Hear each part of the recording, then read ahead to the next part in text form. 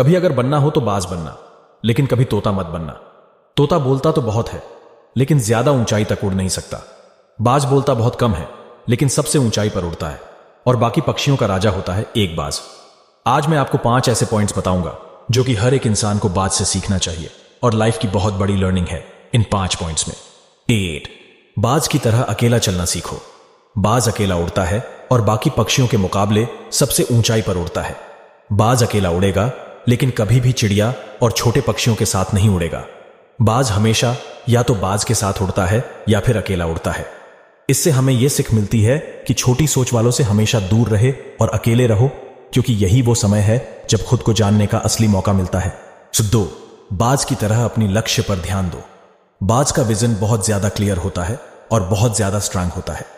बाज अपने शिकार को 5 km दूर से ही देख लेता है और जब एक बार उसे अपना लक्ष्य दिख जाता है तो फिर उसके बाद रास्ते में चाहे कितनी भी मुश्किलें क्यों ना आए, वो अपने लक्ष्य को हासिल करके ही दम लेता है।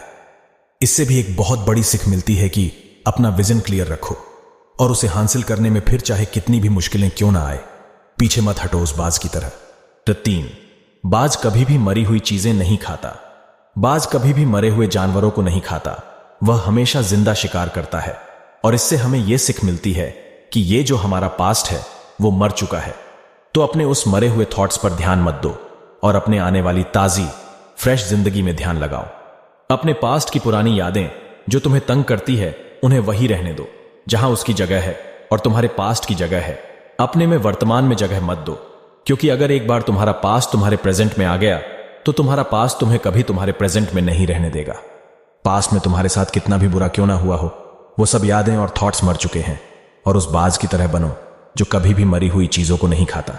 4, मुश्किल समय में डरो नहीं। जब आंधी तूफान आती है जो बाज बहुत ज्यादा एक्साइटेड हो जाता है। जब बारिश होती है जो सारे पक्षी छिपकर बैठ जाते हैं, लेकिन बाज को बहुत मजा आता है। जब तेज हवाएं चलती है तो बाज उन हवाओं के सहारे और तेजी से ऊपर की ओर उठता है और ऊपर उड़ते उड़ते इतना ऊपर उड़ जाता है कि बादलों से भी ऊपर पहुंच जाता है। और इससे भी एक बहुत बड़ी सीख मिलती है कि मुसीबत में भी मजा ढूंढो।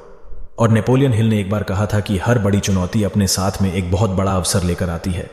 तो उस बाज की तरह तुम भी अपने अवसर को पहचानो, और जिस दिन उन अवसरों को पहचान लिया फिर सारी मुश्किलों तुम्हारे नीचे होंगी और तुम उन मुश्किलों के ऊपर होंगे। 5, कंफर्ट जोन से बाहर निकले। बाज अपने घोंसलों से सॉफ्ट घास को हमेशा निकाल देता है ताकि बाज का जो बच्चा होता है वो उसमें कंफर्टेबल ना हो सकते, क्योंकि अगर वो घोंसले में कंफर्टेबल हो गया तो वह वहीं रहना पसंद करेगा। लेकिन बाज ऐसा कभी होने नहीं देता।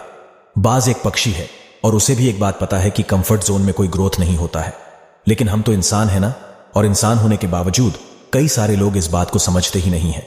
आप जितना ज्यादा कंफर्ट जोन में रहोगे, आपकी लाइफ आने वाले टाइम में उतनी ही अनकंफर्टेबल हो जाएगी। दोस्तों, मुझे पूरी उम्मीद है कि बाज द्वारा बताए गए इन 5 लेसन से आपको कुछ ना कुछ सीखने को जरूर मिला होगा। कमेंट करके जरूर बताइएगा कि आपको कौन सी सीख सबसे अच्छी लगी और अपने दोस्तों के साथ शेयर जरूर करिएगा। और हमारी चैनल ह्यूमैनिटी डिसिप्लिन को भी जरूर से सब्सक्राइब करें। धन्यवाद।